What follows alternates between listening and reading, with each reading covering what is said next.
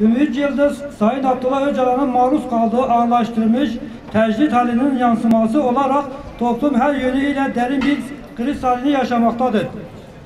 Bu kriz halinin en yoğun yaşandığı yer uyduruk gerekçeler ile iktidarın noter haline gelmiş, yargının eliyle mahkum edilmiş binlerce tutsağın durdurduğu cezaevleridir. İdam cezasının fiili olarak uygulandığı merkezlere dönüşen cezaevleri uygulanan baskıcı ve keyfiyetçi uygulamalarla tüm inanışların temel ilkesi olan yaşam hakkı yok sayan merkezlerine dönüşmüştür. Her yönüyle derin krizler yaşayan hükümet ahlak ve vicdandan yoksun politikalarının yaratmış olduğu enkazı gündemden düşürmek için neredeyse her gün cezaevlerinden bir cenazenin çıkmasına sebep olmaktadır. Hüküm süreçlerinin tamamlamalarına rağmen idare gözlem kurulları tarafından uyduruk gerekçeleriyle infazları yakılan, ertelenen tutsakların cezaevlerinden sağ çıkmamaları için yoğun çaba göstermektedir. Sosyal, kültürel, hukuki hakların faydalanmayan tutsaklar özellikle sağlığa erişim hakkında hiçbir şekilde faydalanmamakta. Yoğun uğraşlar sonucunda hastane sevki çıkarılan tutsaklar cezaevleri giriş ve çıkışlarında çıplak arama gibi onur kırıcı uygulamalara maruz kalmaktadır. Ayrıca kelepçeyle muayeneler yapılmakta, ring araçlarında yolculuk boyunca tam bir işkence hali yaşanmaktadır. Bunca hukuksuzluğa rağmen nadir de olsa ağır hasta tutsaklar için cezaevinde bir başına yaşamını sürdürebilir raporlar verilmektedir. Bu raporlar tamamen siyasallaşmış, siyasi iradenin emir ve talimatları ile karar veren adli tip kurumlarınca akıl ve bilim hiçbir alakası olmayan uyduruk gerekçeler görmezden gelinip ağır hasta ve tutsakların tahliyeleri engellenmektedir.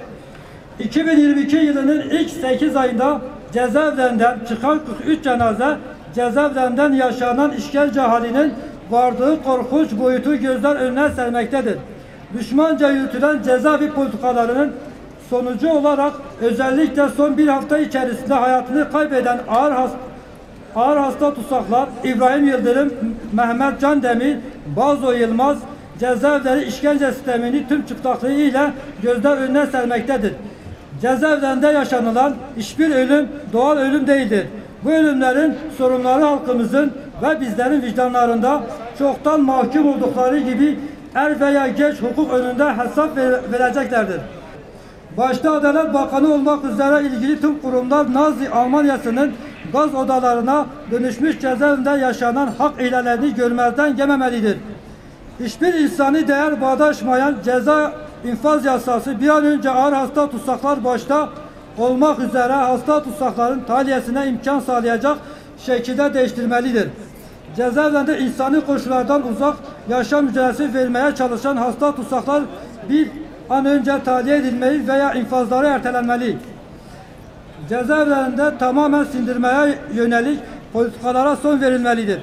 Tutsakların kültürel, sosyal, sağlık gibi temel hakların da faydalanmaları için gerekli koşullar bir an önce sağlanmalıdır.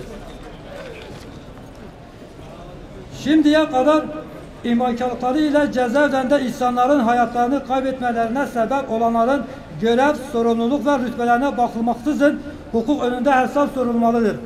Son olarak buradan bir kez daha ifade etmek isteriz ki ölümlere, zulümlere, işkencelere karşı asla sessiz kalmayacağız, alışmayacağız. Yaşasın mücadelemiz, yaşasın zindanların sesi. Bu rejim Berkay'a